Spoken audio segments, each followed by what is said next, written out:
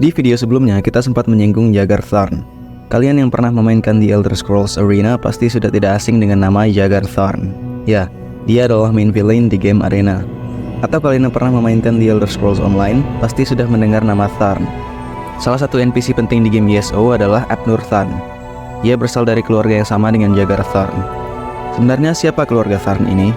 Mengapa mereka memiliki peran penting di Empire? Pertanyaan-pertanyaan itu akan terjawab di pembahasan kita kali ini. Kita akan membahas salah satu anggota keluarga Tharn yang paling terkenal, yaitu Jagar Tharn. Kita akan membahas dari latar belakang keluarganya, kisah hidupnya, dan rencana jahatnya di game The Elder Scrolls Arena.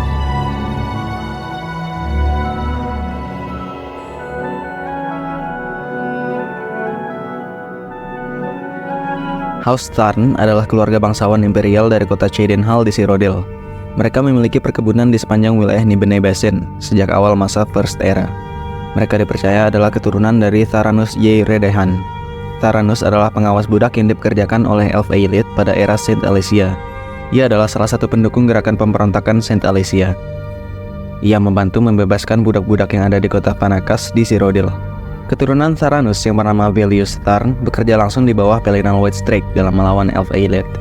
Anggota keluarga Tharn pertama yang terkonfirmasi adalah Fervirius Tharn. Ia adalah anggota Alessian Order, sebuah sekte atau agama yang menyembah dewa yang disebut The One.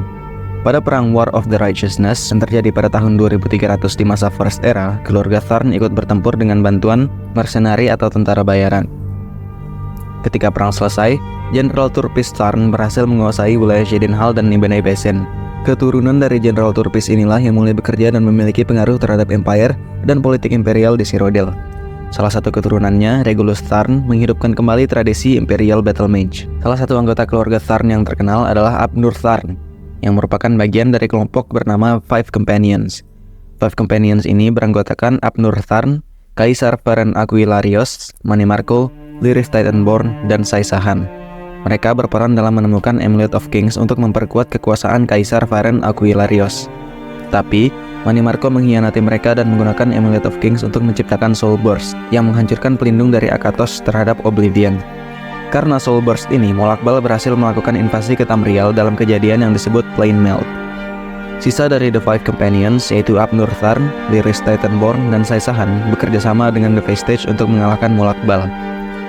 Masih banyak anggota keluarga Tharn lain yang berperan dalam kejadian-kejadian penting di Tamriel, terutama yang berkaitan dengan wilayah Imperial dan di Empire. Kita tidak akan membahas mereka semua karena mereka tidak terlalu penting dan relevan. Yang penting sekarang kita sudah mendapatkan gambaran tentang bagaimana keluarga Tharn bisa memiliki posisi penting di Tamriel, terutama di Cyrodiil.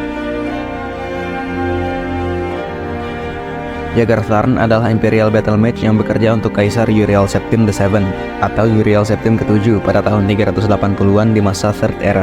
Kita tidak tahu masa lalu Jagar Tharn sebelum menjadi Battle Mage. Di dalam buku The Real Baranzaya, dikatakan bahwa ia lahir di wilayah Valenwood Selatan. Ibunya adalah seorang Bosmer.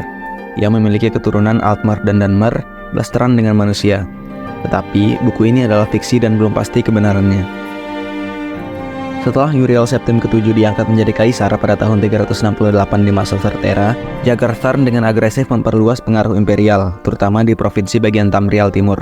Sang kaisar dan di Empire mendapatkan manfaat yang besar dari kekuatan sihir dan kebijaksanaan yang dimiliki oleh Jagar Tharn dalam berperan sebagai Imperial Battle Mage dan penasihat. Jagar Tharn mengajari Uriel tentang trik dan metode-metode dalam berdiplomasi. Sejarah menyatakan bahwa Uriel sudah melampaui Jagar Tharn dalam hal kemampuan dan skill diplomasi, sehingga ia merasa bahwa Jagar Tharn sudah tidak terlalu penting lagi. Tetapi dikatakan juga bahwa hal ini adalah tipu daya dari Tharn untuk memperbesar ego Uriel dan mendapatkan kepercayaan penuh darinya. Jagar Tharn berencana untuk mengambil alih kekuasaan Empire dengan cara mengasingkan Uriel dan menyamar menjadi Uriel Septim sebagai kaisar. Jagar Tharn mulai menjalankan rencananya satu persatu ketika Uriel sudah mempercayainya secara penuh. Langkah awal rencananya ini adalah mendapatkan Staff of Chaos. Staff of Chaos atau Staff of Unity and Chaos atau Balak Thurn adalah sebuah tongkat yang terbuat dari ebony. Tongkat ini dibuat oleh Loreth the Fangleman pada tahun 480 di masa First Era. Tongkat ini bisa digunakan untuk memunculkan perselisihan atau konflik, membuka portal ke dunia lain, dan menghancurkan tubuh fisik makhluk hidup. Tongkat ini berpindah tangan dari waktu ke waktu. Ia bahkan pernah dipegang oleh Tiber Septim. Tongkat ini ditemukan oleh Tiber Septim saat ia menyerang Morrowind. Setelah Tiber War selesai, Tiber Septim menyerahkan Staff of Chaos kepada Jenderal Symmachus, seorang jenderal Dunmer yang membantu Tiber Septim menyerang Morrowind. Symmachus diangkat sebagai Perdana Menteri kota Mournhold, ibu kota dari Morrowind. Symmachus menyimpan Staff of Chaos di bawah kota Mournhold. Jagar Tharn mencuri Staff of Chaos dengan bantuan dari pencuri bernama Draven Indoril yang merupakan anggota Nightingale. Draven menyamar sebagai seorang bard dengan nama Nightingale. Ia merayu dan mendekati Ratu Baransayah yang pada saat itu menguasai Morrowind. Setelah mendapatkan Staff of Chaos, Jagar Tharn melanjutkan rencananya dengan mengasingkan Uriel. Ia menyebar rumor selama beberapa bulan bahwa ada pengkhianatan yang terjadi di antara petinggi Empire pada saat itu. Pada suatu malam, ia meminta izin kepada Uriel untuk bertemu dan berbicara mengenai pengkhianatan ini. Saat bertemu, Jagar Tharn menggunakan Staff of Chaos untuk memenjarakan Uriel Septim ke-7 dan jenderalnya, Jenderal Warhaft, ke penjara di alam Oblivion milik Mehrunes Dagon. Setelah itu, ia menguras kekuatan dari Staff of Chaos dan memindahkannya ke permata yang bernama Jewel of Fire bersamaan dengan Life Force-nya. Setelah memindahkan kekuatannya, ia memecah Staff of Chaos menjadi 8 bagian dan menyembunyikannya di seluruh penjuru Tamriel. Ia kemudian menyamar menjadi Uriel Septim ke-7. Ia membunuh semua Inner Circle Uriel dan menggantikannya dengan anak buahnya yang merupakan Daedra. Jagar Tharn membuat cerita untuk menutupi penyamarannya. Ia mengatakan bahwa ia sedang melakukan studi dan meninggalkan posisinya sebagai Battle Mage untuk sementara. Ia menetapkan muridnya Ria Silmain sebagai Imperial Battle Mage. Tetapi, ketika Ria Silmain mengungkap kebenaran dari Jagar Tharn, ia berusaha untuk melaporkannya kepada Elder Council.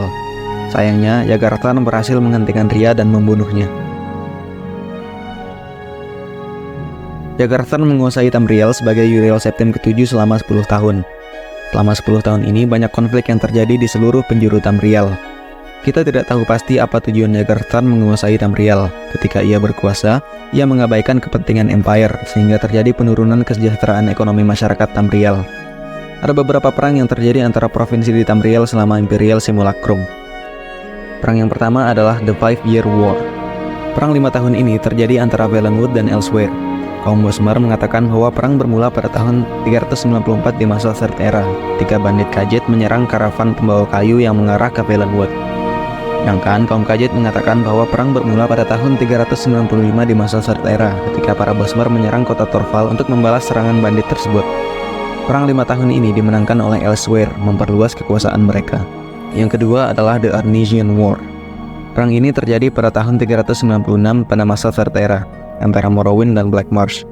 Perang ini bermula ketika terjadi pemberontakan budak milik House Dress di wilayah Morrowind Selatan. Seorang pedagang Dunmer bernama Rorys ditangkap oleh pemberontak Argonian. Mereka memaksa Rorys untuk murtad dari agamanya. Ia merupakan seorang penyembah tribunal. Ia menolak dan disiksa secara brutal sampai akhirnya dibunuh. Ketika berita kematiannya sampai ke Morrowind, Morrowind langsung menyatakan perang dengan Black Marsh. Morrowind memenangkan perang ini dan memperluas kekuasaan mereka. Rorys kemudian dikenang sebagai Saint karena imannya yang tidak tergoyahkan. Yang ketiga adalah War of the Blue Divide. Perang ini terjadi pada tahun 397 antara Kepulauan Somerset dan Valenwood. Dalam waktu yang singkat, Kepulauan Somerset berhasil mengalahkan Valenwood, mengambil alih wilayah-wilayah pesisir Valenwood. Pada saat perang ini terjadi, Valenwood sedang berperang dengan Elsweyr, sehingga mereka pada saat itu berperang di dua front, dan akhirnya kalah pada kedua front tersebut. Yang keempat adalah The War of the Bendermark. Perang ini terjadi pada tahun 397 antara Hammerfell, Skyrim, dan High Rock. Tidak ada pemenang yang keluar dari perang ini, tetapi banyak pertumpahan darah yang terjadi. Pertumpahan darah ini dimanfaatkan oleh seorang penyihir bernama Pergan Asul. Ia berusaha mengendalikan Umbra Kath, sebuah bayangan konflik atau Shadow of Conflict, berbentuk monster yang mendapatkan kekuatannya dari konflik yang terjadi antara Hammerfell, Skyrim, dan High Rock. Usaha Pergan Asul ini didukung oleh Jagar Tharn, tetapi usaha mereka ini berhasil digagalkan oleh seorang pahlawan dari desa Azra's Crossing di Hammerfell. Peristiwa ini terjadi di game The Elder Scrolls Travel Shadowkeep. Kemudian yang kelima adalah The Invasion of Battlespire. Battlespire adalah sebuah tempat yang berada di alam Aetherius. Tempat ini dijadikan lapangan latihan bagi Imperial Battle Mage Tamriel. Pada masa Imperial Simulacrum, Mehrunes Dagon berusaha menginvasi Battlespire dengan mengirim anak buahnya untuk menyerang tempat tersebut. Invasi ini berhasil dihentikan oleh seorang apprentice dari Imperial Battle College. Peristiwa ini terjadi di game The Elder Scrolls Legend Battlespire. Kejadian-kejadian tadi berlangsung dalam kurun waktu 10 tahun. Dalam kurun waktu 10 tahun itu juga ada seorang pahlawan yang berusaha dan berhasil menghentikan Jagar Tharn. Pahlawan ini dikenal dengan nama The Eternal Champion. Ia mengumpulkan semua patahan Staff of Chaos di seluruh penjuru Tamriel. Dalam misinya mengumpulkan patahan Staff of Chaos ini, ia tidak sendirian, melainkan dibantu oleh Rhea Sealmain. Setelah dibunuh oleh Jagar Tharn, ia menggunakan sisa sihirnya untuk muncul di Mundus dalam bentuk spirit atau jiwa. Ia menemui Eternal Champion yang pada saat itu terkurung di penjara Imperial Prison. Ia mengungkapkan rencana Jagar Tharn dan meminta tolong Eternal Champion untuk mengumpulkan patahan Staff of Chaos dan menghentikan Jagar Tharn. Rhea Sealmain juga meminta pertolongan kepada King Edward di Wayrest. Edward kemudian meminta tolong Ratu Baranzaya untuk mencari informasi mengenai lokasi Staff of Chaos dengan cara pergi ke Imperial City dan merayu Jagar Tharn yang saat itu berada dalam wujud Uriel Septim ke-7. Ratu Baranzaya berhasil mengumpulkan informasi tentang lokasi-lokasi dari Staff of Chaos. Informasi ini kemudian disampaikan oleh Rhea Sealmain kepada Eternal Champion. Setelah 10 tahun, Eternal Champion berhasil mengumpulkan semua patahan Staff of Chaos. Rhea Sealmain menggunakan sisa sihirnya untuk memindahkan Eternal Champion ke dalam Imperial Palace yang saat itu dikuasai oleh Jagar Tharn. Eternal Champion kemudian menemui Jagar Tharn dan bertarung melawannya. Ia berhasil menemukan Jewel of Fire. Ia menyentuh Jewel of Fire tersebut dan memindahkan semua kekuatannya ke dalam Staff of Chaos, termasuk Life Force Jagar Tharn. Setelah Life Force-nya diambil dari Jewel of Fire, Jagar Tharn langsung hancur. Eternal Champion kemudian menggunakan Staff of Chaos untuk membawa kembali Uriel Septim ke-7 dan General Warhaft ke Tamriel. Peristiwa ini terjadi di game The Elder Scrolls Arena. Jagar Tharn adalah pilihan pertama di series The Elder Scrolls. Meskipun tujuan utamanya sampai sekarang masih belum diketahui, rencananya dalam mengambil alih The Empire tidak bisa dipandang sebelah mata. Ia merupakan seseorang yang cerdik, cekatan, dan licik. Ditambah lagi, ia adalah anggota keluarga Tharn yang merupakan keluarga berpengaruh di Empire. Sayangnya, ia adalah orang jahat. Padahal, keluarga Tharn sejak dulu membawa manfaat bagi Empire.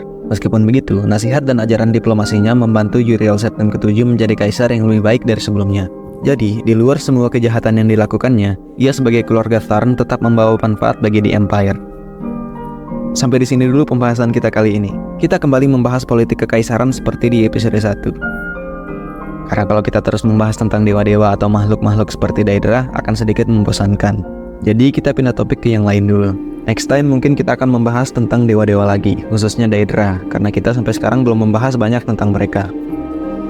Well, terima kasih sudah menonton video ini. Semoga kalian suka. Sampai jumpa di video selanjutnya. Bye-bye.